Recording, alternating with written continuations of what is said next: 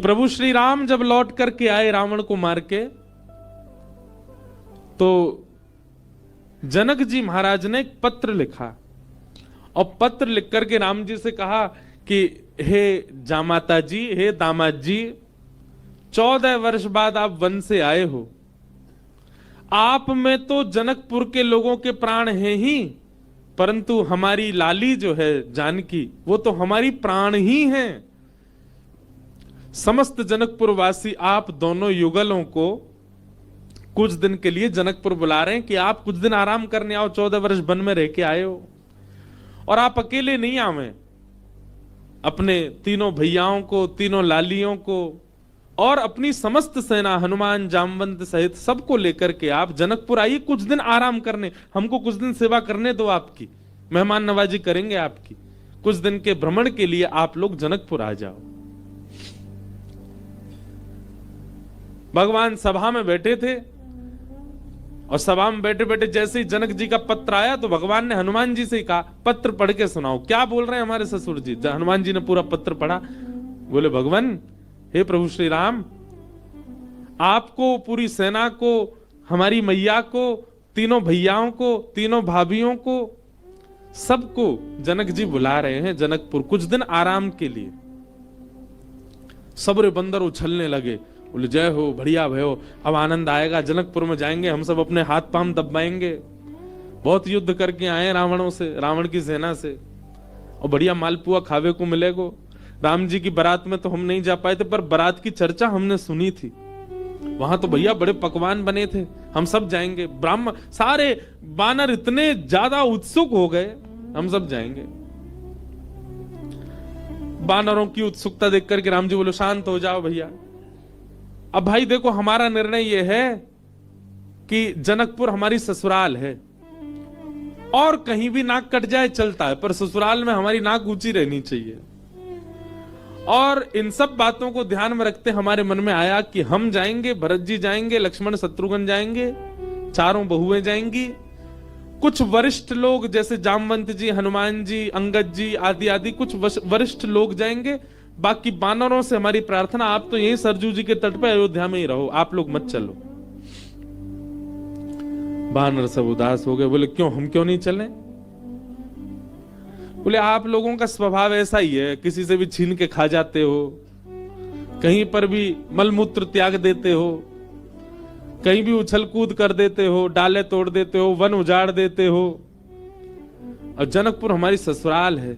हमारे सामने किसी ने कह दिया कि अरे देखो, वो वन पूरे बानरों ने उजाड़ दिया। बानर किसके? बोले, राम जी के। तो हमको तो बहुत बुरा लगेगा, लेकिन आप लोगों का यही स्वभाव है, तो क्या करें?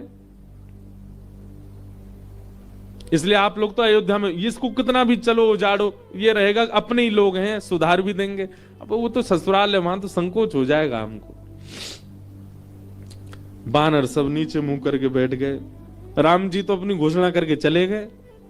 जामवंत जी, हनुमान जी बोले, भाई सब लोग उदास क्यों हो गए? बोले, जब रावण से मरवाना था तो हमको ले गए, और जहां रसगुल्ला मिलेंगे, मालपुआ मिलेंगे, फल मिलेंगे, मेवा मिलेंगे, सेवा मिलेगी, वहां हमको छोड़ के जा रहे हैं। हाँ, यही बात है। जहां ये था कि मृत्यु सामने, वहां बानर आगे, और जहां मालपुआ आगे, वहां बानर नहीं छोड़ जा रहे हैं। जामवंत जी ने हनुमान जी से कहा, हनुमान जी आप जाके निवेदन करो। बोले, देखो हम तो कुछ नहीं कहेंगे, हमारे स्वामी हैं, उनकी आज्ञा हमारे लिए सर्वोपरि है। आप बड़े हो, सीनियर हो, आप ही बात करो। जामवंत जी गए और राम जी से कहा, देखो सब बानर बहुत उदास हो गए, आप ऐसे मत करो, मैं जिम्मेवारी लेता हूं, एक पत्ता भी जनकपुर का टूटेगा नहीं, किसी वृक्ष का। ले देखो, आ गए ऊपर से। इनकी काम की बात चली, सुनवे आए। बोले, आपके ससुराल में एक चीज भी यहां से वहां नहीं होगी, हमारी गारंटी। राम जी बोले, भैया 100, 200, 300 बंदर नहीं है, करोड़ों बंदर हैं, किस किस को संभालोगे? बोले, वो हमारी जिम्मेवारी। मैं वचन देता हूं, आपकी ससुराल में एक बात भी ऐसी नहीं होगी जिससे आपको संकोच अनुभव हो। अच्छा देखो, राम जी को संकोच की कोई चिंता नहीं है, तो लीला कर रहे थे राम जी। आनंद कर रहे थे। जामवंत जी बोले सब बानरों की जिम्मेवारी मैं लेता हूं। राम जी बोले देख लो, फिर हम कुछ बात होगी हम तुमसे ही कहेंगे। जामवंत जी बोले आप कह लेना हमसे, बस जिम्मेवारी हमारी। ठीक है। जामवंत जी बाहर आए, बाहर आकर के सब बानरों से बोले हाँ भैया सुनो, राजी हो गए राम जी आप सबको ले जाने के। बंदर तो छलन लगे, जय हो राजा रामचंद्र भगवान की जय हो, हमारे जामवंत जी की जय हो, अब तो जाएंगे खूब आनंद करेंगे। बोले लेकिन सावधान, मैंने जिम्मेवारी ली है, एक पत्ता भी नहीं टूटना चाहिए जनकपुर के किसी वृक्ष का।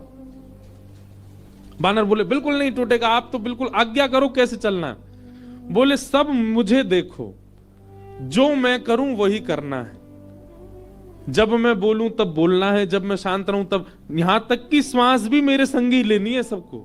मैं जब छोड़ूं तब छोड़नी, तब लेनी तब लेनी। मैं जब मुड़ूं तब मुड़ना, मैं जब देखूं तब देखना, मैं जब सोऊं तब सोना, मैं जब खांसूं तो खांसना। बानर बोले ठीक है। राम जी बोले एक बार हमको डेमो दिखाओ। जामवंत जी खड़े हो गए, करोड़ों बंदर खड़े सामने। जामवंत जी ने अपना उल्टा हाथ उठाया, सारे बानरों ने अपना उल्टा हाथ उठाया। जैसे परेड होती है ना 26 जनवरी को, तो हमारे मिलिट्री के जवान बिल्कुल एक संग उनके हाथ पैर चलते हैं। हाय ये हाथ पीछे तो यही हाथ पीछे जाएगा। उनको देखो कभी, उनके पैर भी बिल्कुल समय पे आगे, समय से पीछे, गर्दन भी समय से चलेगी। वैसे मिलिट्री के जवानों की तरह सब बंदर खड़े हो गए। जामवंत जी हंसे तो सबरे बंदर हंसे। जामवंत जी खांसे तो जिनको खांसी नहीं आ रही वो जबरदस्ती खांसे। खांसना ही है, जामवंत जी खांस रहे हैं। राम जी बोले चलो ठीक है, अब चलते हैं जनकपुर। आहा, जनकपुर की ओर जा रहे हैं। 14 वर्ष बाद वन से लौटने के बाद, राज्याभिषेक के बाद राजा रामचंद्र भगवान पूरे नगर में उत्सव मनते जा रहे हैं। जहां जहां से निकलते हैं वहीं पुष्प वर्षा हो रही है। विशाल सेना राम जी की चल रही है। पर इस पूरी यात्रा का सबसे श्रेष्ठ केंद्र बिंदु, आकर्षण बिंदु था बानरों की परेड। बिल्कुल ऐसे चल रहे हैं सीधे। जामवंत जी इधर देखे तो सब बानर इधर देखे, जामवंत जी नीचे तो सब नीचे, जामवंत जी खुजा में तो सब खुजा में। जैसे ही जनकपुर में पहुंचे, राम जी की सब बलैया लेने लगी अटारी इनसे, हमारे पहुना आए, हमारे जमाई राजा आए। सबके नेत्र सजल हो गए।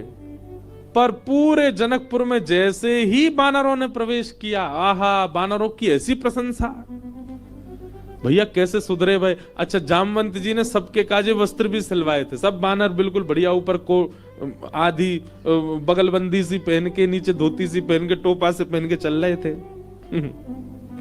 कैसा, मैं तो चिंतन करता हूं कैसे लग रहे होंगे सब। हम बंदरों के बीच में ही रहते हैं ना वृंदावन में। महाराज आरती का थाल ले लेकर के जनकपुर की सब नारियां आरती कर रही हैं, पर बानर नहीं उनकी ओर देखे भी।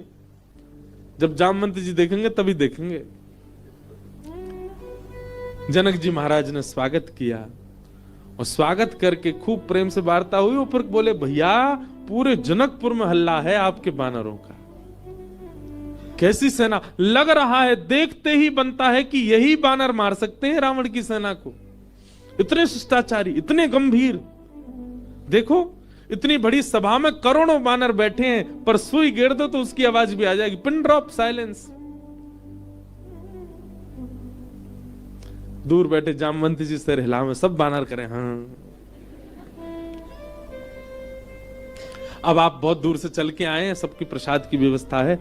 हाँ भाई, सब बानरों के आगे चौकी लगाओ। पहली बार बानर चौकी पे बैठ के पाएंगे। चौकी पे बैठ गए, चौकियों के आगे दूसरी चौकी, चौकी के ऊपर सोने की थाली, चांदी की कटोरी। आहा, क्या बढ़िया। सब बानरों की थाली, पहली बार बानरों के आगे थाली लगी है। लेकिन बानर थाली में नहीं देख रहे हैं, सब जामवंत जी को देख रहे हैं। पनीर की सब्जी आई, काजू की सब्जी आई, ये सब्जी आई, मिष्ठान आए, पूड़ी आई, 5 प्रकार की पूड़ी आई, रोटी आई, चावल आए। बानरों का स्वभाव क्या है, आप केला भले ही हाथ से दो लेकिन फिर भी छीन के ही लेगा। बानर का स्वभाव होता है।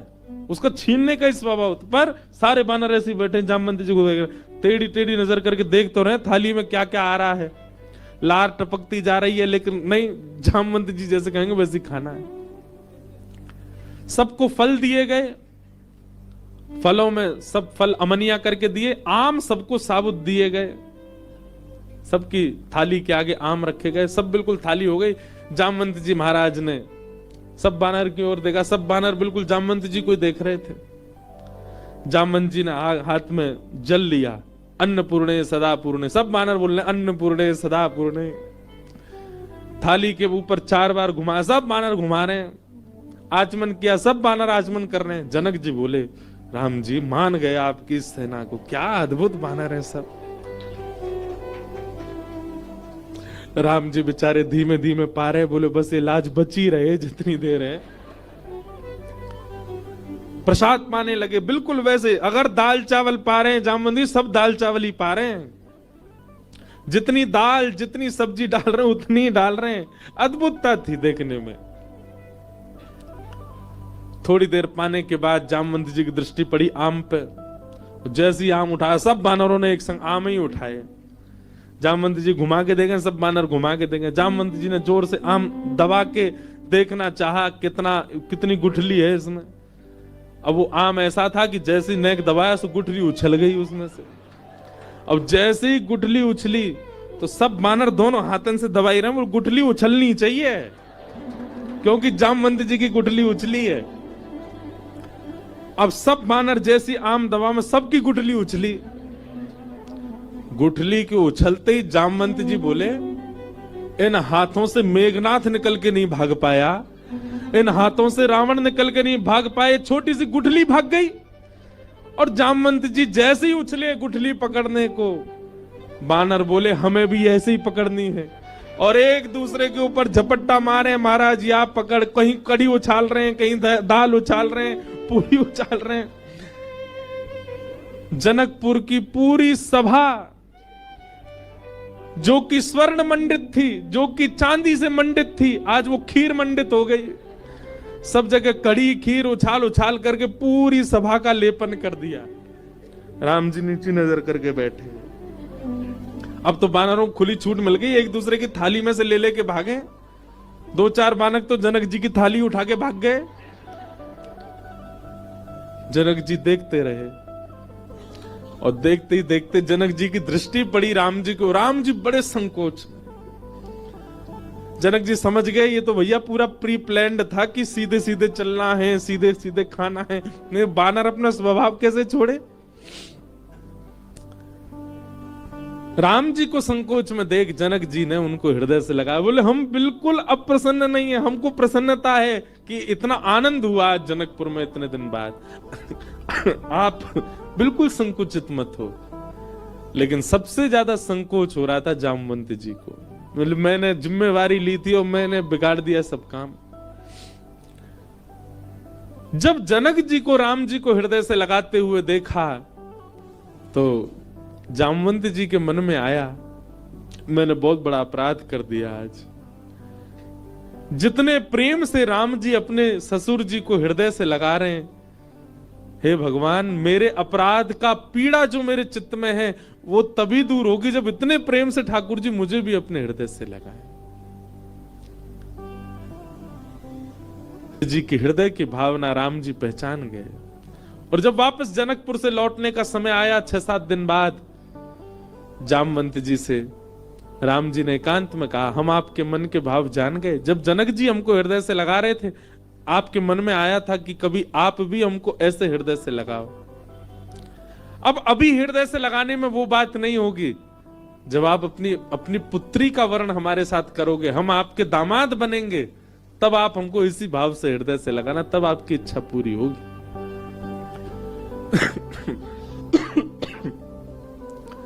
जामवंत जी को 1 युग तक प्रतीक्षा करनी पड़ी और 1 युग बाद आज वही राम जी जब कृष्ण बनकर के आए, जामवंत जी ने अपनी पुत्री जामवती का विवाह भगवान के साथ किया। बोलो जामवती रमण भगवान की। तो ऐसे हमारे ठाकुर जी हैं। तीसरा विवाह भगवान का सत्यभामा के साथ में हुआ।